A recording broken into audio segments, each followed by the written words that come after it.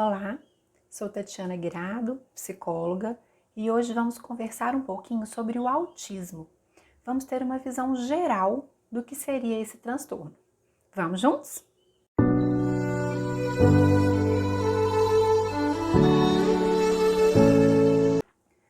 Atualmente, vamos entender o autismo segundo o DSM-5, que é o Manual Diagnóstico e Estatístico de Transtornos Mentais, dentro da conceituação de TEA, ou seja, transtorno do espectro autista. E ele é um transtorno, então, considerado do neurodesenvolvimento. Nós vamos ter 3 características, comprometimentos que a gente considera como fundamentais para diagnosticar a questão do autismo. Quais seriam esses 3 comportamentos? O primeiro deles, uma dificuldade nas habilidades de interação social. Segundo, uma dificuldade na comunicação verbal e não verbal. E o terceiro, a presença de comportamentos, interesses e atividades estereotipadas. Então, esses 3 pontos seriam os pontos padrão para a identificação de um quadro dentro do TEA.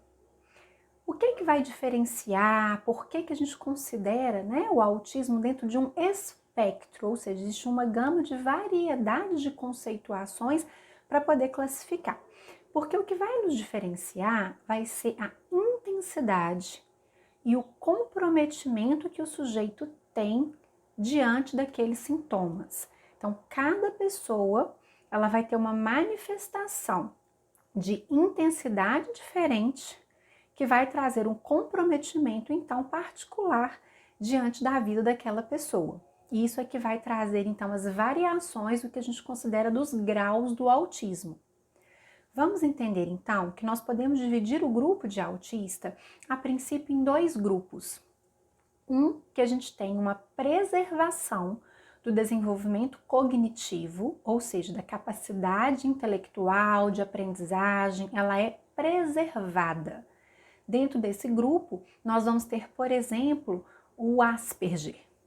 E a gente vai considerar que quem está aqui, além do Asperger, são autistas de bom funcionamento.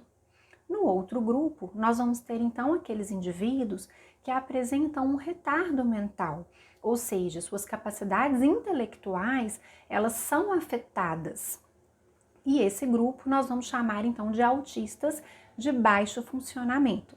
Portanto, então nós temos essa divisão dentro desse espectro autista. O autismo, ele tem uma prevalência de surgimento entre os meninos. A gente não tem ainda, assim, um porquê disso, mas sabe-se que, em termos de estatística, mais meninos do que meninas são acometidos pelo autismo.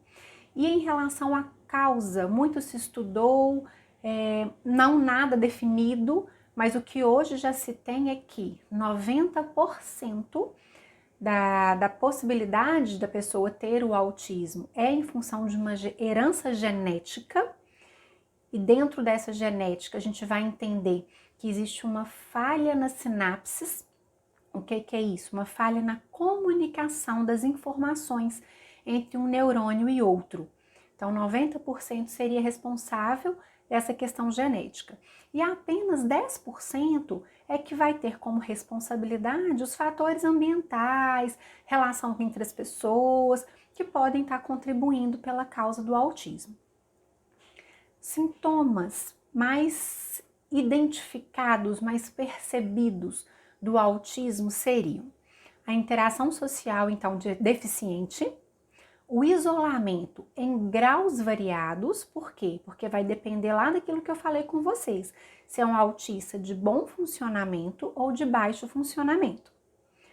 Não utilizar o relacionamento como fonte de segurança, de conforto, de alívio mesmo para a ansiedade, ter dificuldade no contato olho a olho, poder apresentar um rosto inexpressivo, como se não demonstrasse sentimentos, emoções, não apresentar movimento antecipatório, Ou seja, a pessoa ela não prevê o que vai acontecer e se antecipa.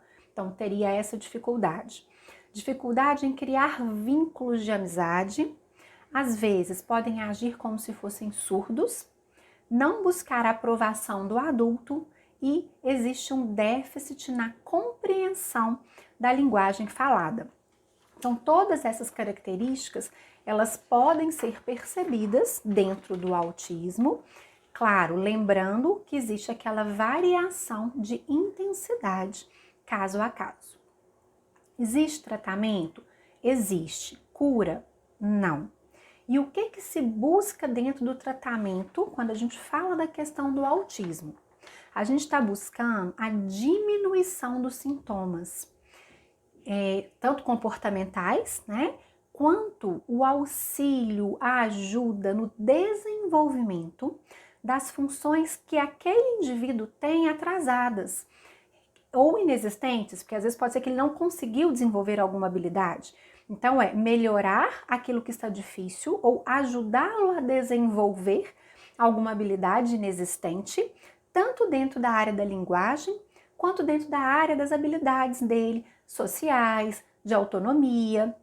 Então, a nossa intenção dentro do tratamento é tentar dar a esse indivíduo uma melhor qualidade de vida e uma melhora daqueles sintomas que ele esteja apresentando, tanto comportamentais quanto da linha cognitiva e de interação social.